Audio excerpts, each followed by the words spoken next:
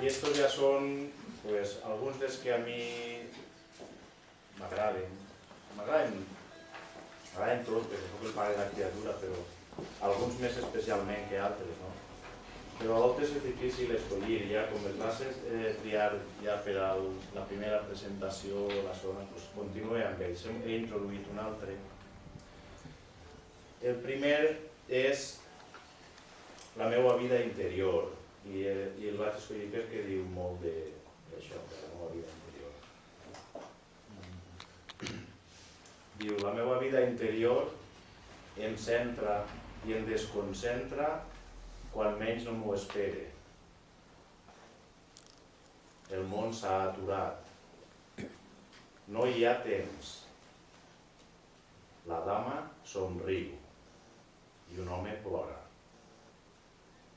No necessites res, ni d'aquest món ni de l'altre. Sols el teu esguard, la teua comprensió. Espera impacient el moment de l'arribada. Pense i escric. Se'm fa tan dolça la teva companyia. No vull que acabi mai el moment de l'abraçada.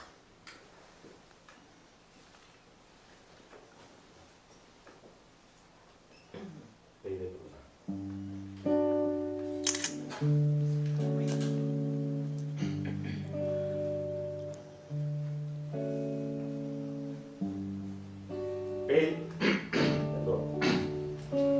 Pell de pruna bruna,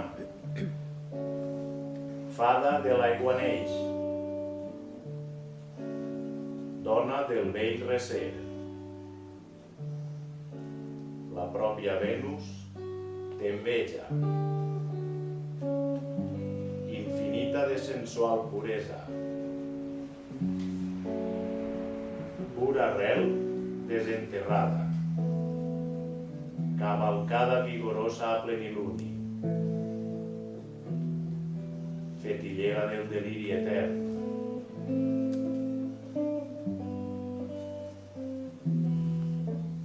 Nimfa adorable i delicada, pirotècnia que desitja la ment, plena mar que ploriqueja i plovisqueja urnes de passió. Pont de lentitud d'albada, preludi de cuixes en espiral, potència bimotor de la possessió, goja de la predestinació, talent de la cambra de tardor, que desesperadament anhela i sempre espera el bes. Fada del brollador, bruna, pell de pruna.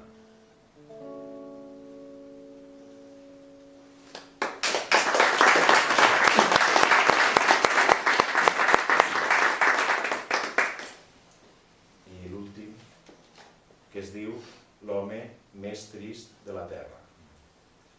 Com heu comprovat, jo n'havia llegit un que era el més tranquil, és que és una sèrie dins del llibre, que si no recorde malament, és el més trist, el més feliç, el més tranquil i el més covard.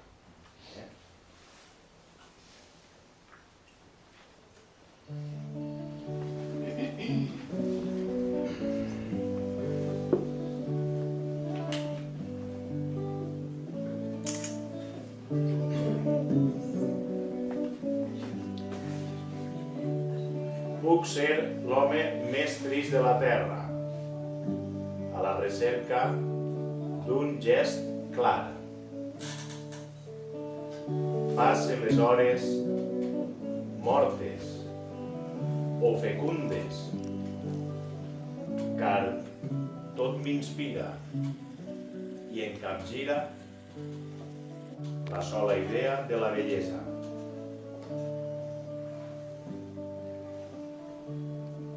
Matant-se a tu, a passes lentes,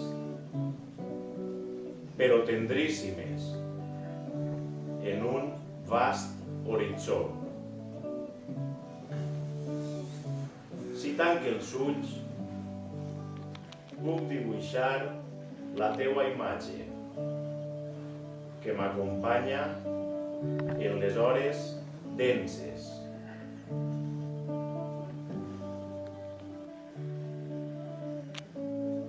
Puc ser l'home més trist de la terra si tu no estàs.